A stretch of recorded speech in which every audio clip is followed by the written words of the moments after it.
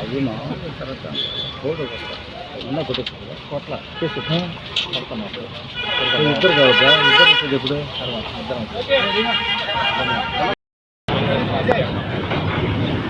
Sir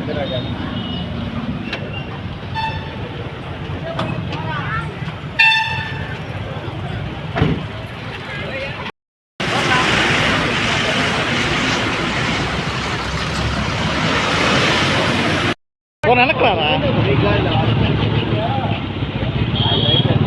ఉన్నా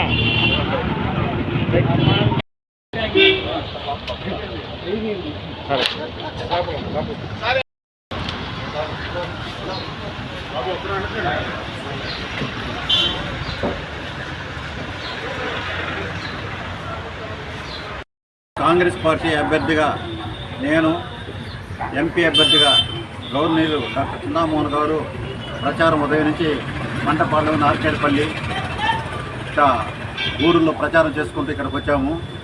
ముఖ్యంగా ముత్తుకూరు మండల ప్రజలకు నేను తెలియజేసేది ఏంటంటే ఇటు సోమిరెడ్డి గారు కానీ ఇటు కాకాణ గోవర్ధన్ రెడ్డి కానీ మొత్తం గూడూరు మండలం ఉన్న ఇండస్ట్రీలన్నీ ధ్వంసం చేశారు. వాళ్ళ స్వలాభం కోసం ఇక్కడ ఉన్న నిరుద్యోగులందరినీ వెన్నుపోటు పొడిచారు. పోతే కంటైనర్ ప్లాంట్ గురించి గూడూరు పట్టణ ప్రజలందరూ ముత్తుకూరు మండల ప్రజలందరికీ తెలుసు. ఇప్పుడు కనీసం మనకి ఏంటంటే గట్టి పోటుగా తయారైంది. మేము డాక్టర్ మన్మోహన్ సింగ్ గారు కాంగ్రెస్ పార్టీ ఆధ్వర్యంలో ఎస్సీ జట్లు పెడితే ఈ ప్రాంతం అభివృద్ధి చెందుతుందని చెప్పి కృష్ణాపట్నం పోర్టు తీసుకురావడం జరిగింది.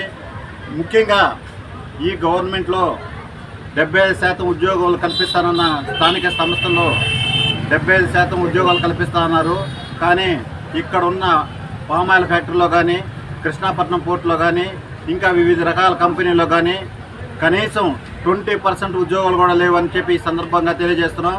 కావున ప్రతి మన స్థానికులకి 75% ఉద్యోగాల కల్పన జరగాలంటే కాంగ్రెస్ పార్టీ అధికారం రావాలని చెప్పి ఈ సందర్భంగా తెలియజేస్తున్నాం. అదికాక ప్రతి మహిళకు ₹1,00,000 సంవత్సరానికి ఇవ్వటం జరుగుతుంది. అలాగే ప్రతి రైతు కుటుంబానికి ₹2,00,000 రుణమాఫీ చేయడం జరుగుతుంది. అలాగే అంగన్వాడీ కార్మికులకు, మధ్యాహ్న భోజన కార్మికులకు, మిగతా సంబంధించిన కాంట్రాక్ట్ కార్మికులకు ఇప్పుడు ఇస్తున్న వేతనం కంటే రెట్టింపు ఇవ్వటం జరుగుతుందని చెప్పి ఈ సందర్భంగా తెలియజేస్తున్నాం. ముఖ్యంగా ప్రజలు ఆలోచించి గత తెలుగుదేశం గవర్నమెంట్ కానీ ఇప్పుడు పనిచేస్తున్న వైఎస్ఆర్సీపీ ప్రభుత్వం గురించి కానీ చూశారు. గత 10 సంవత్సరాల కిందట జరిగిన కాంగ్రెస్ పార్టీ అభివృద్ధికి తప్ప ఈ ముత్తుకూరు మండలంలో వేరే అభివృద్ధి చూపించడానికి ఓపెన్గా ఛాలెంజ్ చేస్తున్నాను. మేము ఈ 10 సంవత్సరాల్లో ఆ పార్టీ వాళ్ళైనా ఈ పార్టీ వాళ్ళైనా మేము ఫలాంది అభివృద్ధి చేశామని చెప్పమను. మేము పార్టీ పోటీంచి తప్పుకునే దానికి సిద్ధంగా ఉన్నామని చెప్పి సందర్భంగా తెలియజేస్తున్నాం.